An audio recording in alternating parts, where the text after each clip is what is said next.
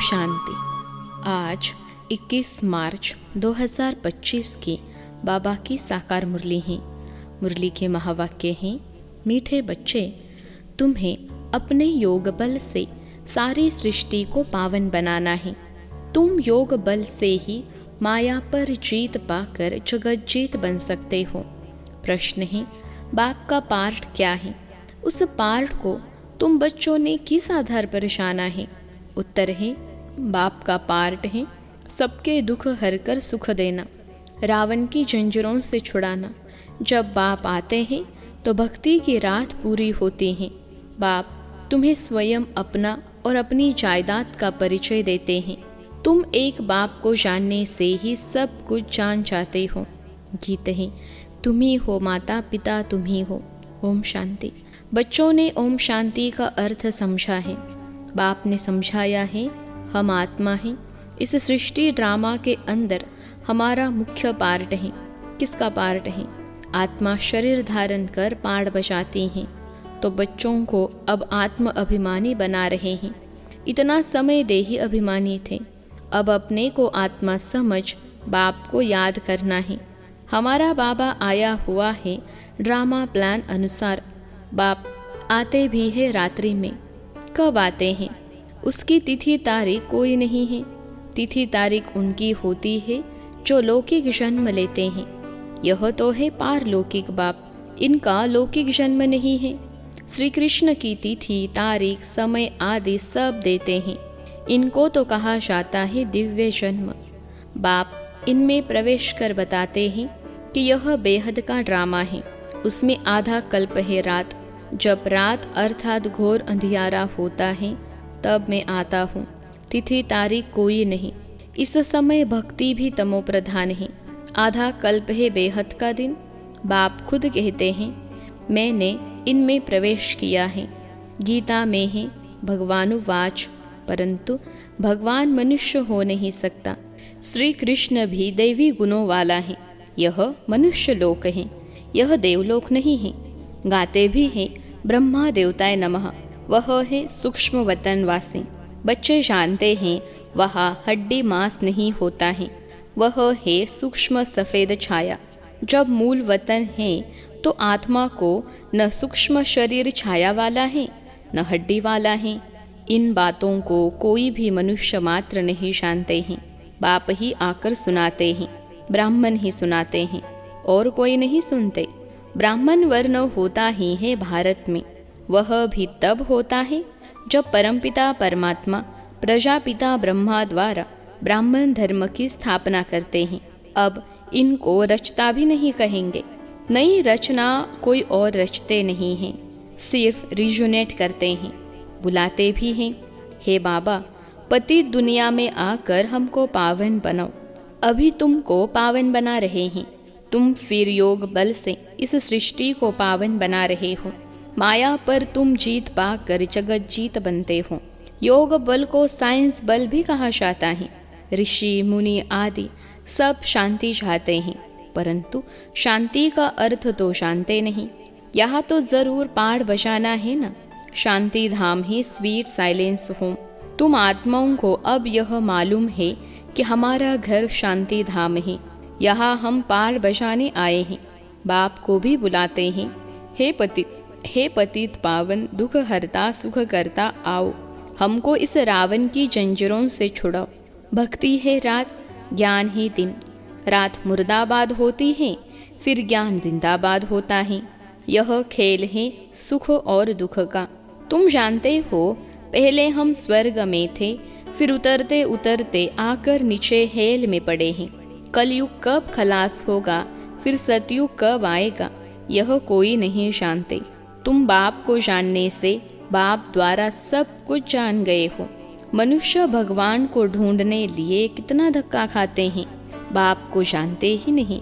जाने तब जब बाप आकर अपना और जायदाद का परिचय दे। वर्षा बाप से ही मिलता है, माँ से नहीं। इनको मम्मा भी कहते हैं, परंतु इनसे वर्षा नहीं मिलता है। इनको याद भी नहीं करना है। ब्रह्मा विष्णु शंकर भी शिव के बच्चे हैं। यह भी कोई नहीं जानते। बेहद की सारी दुनिया का रचयिता एक ही बाप है। बाकी सब ही उनकी रचना या हद के रचयिता। अब तुम बच्चों को बाप कहते हैं, मुझे याद करो तो तुम्हारे विकर्म विनाश हो। मनुष्य बाप को नहीं जानते हैं तो किसको याद करें। इसलिए बाप कहते हैं, कितने निधन के बन पड़े हैं। यह भी ड्रामा में नोंद है। भक्ति और ज्ञान दोनों में सबसे श्रेष्ठ कर्म है दान करना। भक्ति मार्ग में ईश्वर अर्थ दान करते हैं। किस लिए? कोई कामना तो जरूर रहती है। समझते हैं जैसा कर्म करेंगे वैसा फल दूसरे जन्म में पाएंगे। इस जन्म में जो कुछ करेंगे उसका फल दूसरे जन्म में पाएंगे। जन्म जन्मांतर नहीं पाएंगे। एक जन्म के लिए फल मिलता है। सबसे अच्छे से अच्छा कर्म होता है दान। दानी को पुण्यात्मा कहा जाता है। भारत को महादानी कहा जाता है। भारत में जितना दान होता है उतना और कोई खंड में नहीं। बाप भी आकर बच्चों को दान करते हैं। बच्चे फिर बाप को दान करते हैं। कहते हैं, बाबा आप आएंगे तो हम अपना तन मन धन आपके हवाले कर देंगे। आप बिगर हमारा कोई नहीं। बाप भी कहते हैं, मेरे लिए तुम बच्चे ही हो। मुझे कहते ही है हेविनली गॉड फादर, अर्थात स्वर्ग की स्थापना करने वाला। मैं आकर तुमको स्वर्ग की बादशाही देता हूँ। बच्चे मेरे अर्थ सब कुछ दे देते हैं। बाबा सब कुछ आपका है। भक्ति मार्ग में भी कहते थे, बाबा यह सब कुछ आपका दिया हुआ है। फिर वह चला जाता है तो दुखी हो जाते हैं। वह है भक्ति का अल्पकाल का सुख। बाप समझाते हैं, भक्ति मार्ग में तुम मुझे दान पुण्य करते हो इनडायरेक्ट, उसका फल तो तुमको मिलता रहता है। अब इस समय मैं तुमको कर्म अकर्म विकर्म का राज बैठ समझाता हूँ। भक्ति मार्ग में तुम जैसे कर्म करते हो उसका अल्पकाल सुख भी मेरे द्वारा तुमको मिलता है। इन बातों का दुनिया में किसको पता नहीं है। बाप ही आकर कर्मों की गति समझाते हैं। सतयुग में कभी कोई बुरा कर्म करते ही नहीं। सदैव सुख ही सुख है। याद भी करते हैं सुख धाम स्वर्ग को। अभी बैठे हैं नरक में, फिर भी कह देते फलाना स्वर्ग पधारा। आत्मा को स्वर्ग कितना अच्छा लगता है। आत्मा ही कहती है ना फलाना स्वर्ग पधारा, परंतु तमो प्रधान होने कारण उनको कुछ पता नहीं पड़ता है कि स्वर्ग क्या है नरक क्या है। बेहद का बाप कहते हैं, तुम सब कितने तमो प्रधान बन गए हो। ड्रामा को तो जानते नहीं। समझते भी है कि सृष्टि का चक्र फिरता है तो जरूर हुबहू फिरेगा ना। वह सिर्फ कहने मात्र कह देते हैं। अभी यह है संगम युग। इस एक ही संगम युग का गायन है। आधा कल्प देवताओं का राज्य चलता है, फिर वह राज्य कहाँ चला जाता, कौन जीत लेते हैं, यह भी किसको पता नहीं। बाप कहते हैं रावण जीत लेता है। उन्होंने फिर देवताओं और आसुरों की लड़ाई बैठ दिखाई है। अब बाप समझाते हैं 5 विकारों रूपी रावण से हारते हैं, फिर जीत भी पाते हैं रावण पर। तुम तो पूज्य थे, फिर पुजारी पतित बन जाते हो तो रावण से हारे ना। यह तुम्हारा दुश्मन होने कारण तुम सदैव जलाते आए हो, परंतु तुमको पता नहीं है। अब बाप समझाते हैं रावण के कारण तुम पतित बने हो। इन विकारों को ही माया कहा जाता है। माया जीत जगत जीत। यह रावण सबसे पुराना दुश्मन है। अभी श्रीमत से तुम इन 5 विकारों पर जीत पाते हो। बाप आए हैं जीत पहनाने। यह खेल है ना, माया ते हारे हार, माया ते जीते जीत। जीत बाप ही पहनाते हैं, इसलिए इनको सर्वशक्तिमान कहा जाता है। रावण भी कम शक्तिमान नहीं है, परंतु वह दुख देते हैं, इसलिए गायन नहीं है। रावण है बहुत दुष्टर, तुम्हारी राजाई ही छीन लेते हैं। अभी तुम समझ गए हो हम कैसे हारते हैं, फिर कैसे जीत पाते हैं। आत्मा चाहती भी है हमको शांति चाहिए, हम अपने घर जावे। भक्त भगवान को याद करते हैं, परंतु पत्थर बुद्धि होने कारण समझते नहीं हैं। भगवान बाबा हैं तो बाप से ज़रूर वर्षा मिलता होगा, मिलता भी ज़रूर है। परंतु कब मिलता है फिर कैसे गवाते हैं यह नहीं जानते हैं। बाप कहते हैं मैं इस ब्रह्मा तन द्वारा तुमको बैठ समझाता हूँ। मुझे भी ऑर्गन्स चाहिए ना, मुझे अपनी कर्मेंद्रिया तो है नहीं। सूक्ष्म वतन में भी कर्मेंद्रिया है, चलते फिरते जैसे मूवी बाइस्कोप होता है। यह मूवी टॉकी बाइस्कोप निकले हैं तो बाप को भी समझाने में सहज होता है। उन्होंका है बाहुबल, तुम्हारा है योग बल। वह दो भाई भी अगर आपस में मिल जाए तो विश्व पर राज्य कर सकते हैं, परंतु अभी तो फूट पड़ी हुई है। तुम बच्चों को साइलेंस का शुद्ध घमंड रहना चाहिए। तुम मन मनाभव के आधार से साइलेंस द्वारा जगत जीत बन जाते हो, वह है साइंस घमंडी। तुम साइलेंस घमंडी अपने को आत्मा समझ बाप को याद करते हो। याद से तुम सतो प्रधान बन जाएंगे। बहुत सहज उपाय बताते हैं। तुम जानते हो शिव बाबा आए हैं हम बच्चों को फिर से स्वर्ग का वर्षा देने। तुम्हारा जो भी कलयुगी कर्म बंधन है, बाप कहते हैं उनको भूल जाओ। 5 विकार भी मुझे दान में दे दो। तुम जो मेरा मेरा करते आए हो, मेरा पति मेरा फलाना, यह सब भूलते जाओ। सब देखते हुए भी उनसे ममत्व मिटा दो। यह बात बच्चों को ही समझाते हैं। जो बाप को जानते ही नहीं वह तो इस भाषा को भी समझ न सके। बाप आकर मनुष्य से देवता बनाते हैं। देवताएं होते ही सतयुग में हैं, कलयुग में होते हैं मनुष्य। अभी तक उनकी निशानियां हैं अर्थात चित्र हैं। मुझे कहते ही है पतित पावन, मैं तो डिग्रेड होता नहीं हूँ। तुम कहते हो हम पावन थे फिर डिग्रेड हो पतित बने हैं। अब आप आकर पावन बनाओ तो हम अपने घर में जाए। यह है स्पिरिचुअल नॉलेज। अविनाशी ज्ञान रत्न है ना, यह है नई नॉलेज। अभी तुमको यह नॉलेज सिखाता हूँ। रचयिता और रचना के आदि मध्य अंत का राज बताता हूँ। अभी यह तो है पुरानी दुनिया, इसमें तुम्हारे में जो भी मित्र संबंधी आदि हैं, देह सहित सबसे ममत्व निकाल दो। अभी तुम बच्चे अपना सब कुछ बाप हवाले करते हो। बाप फिर स्वर्ग की बादशाही 21 जन्मों के लिए तुम्हारे हवाले कर देते हैं। लेन देन तो होती है ना। बाप तुमको 21 जन्मों के लिए राज्य भाग्य देते हैं। 21 जन्म 21 पीढ़ी गाए जाते हैं ना, अर्थात 21 जन्म पूरी लाइफ चलती हैं। बीच में कभी शरीर छूट नहीं सकता, अकाली मृत्यु नहीं होती।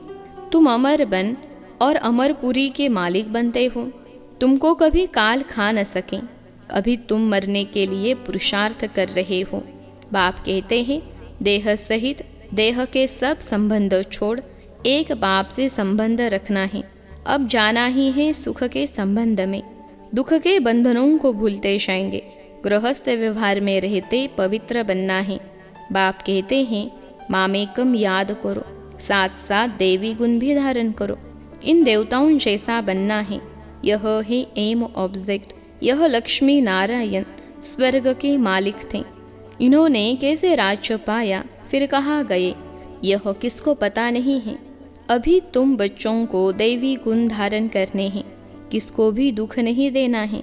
बाप है ही दुख हरता सुख करता, तो तुमको भी सुख का रास्ता सबको बताना है, अर्थात अंधों की लाठी बनना है। अभी बाप ने तुम्हें ज्ञान का तीसरा नेत्र दिया है। तुम जानते हो बाप कैसे पाड़ बचाते हैं। अभी बाप जो तुमको पढ़ा रहे हैं, फिर यह पढ़ाई प्राय लोप हो जाएगी। देवताओं में यह नॉलेज रहती नहीं। तुम ब्रह्मा मुख वंशावली ब्राह्मण ही रचता और रचना के ज्ञान को जानते हो, और कोई जान नहीं सकते। इन लक्ष्मी नारायण आदि में भी अगर यह ज्ञान होता तो परंपरा चला आता। वहाँ ज्ञान की दरकार नहीं रहती, क्योंकि वह है ही सदगति।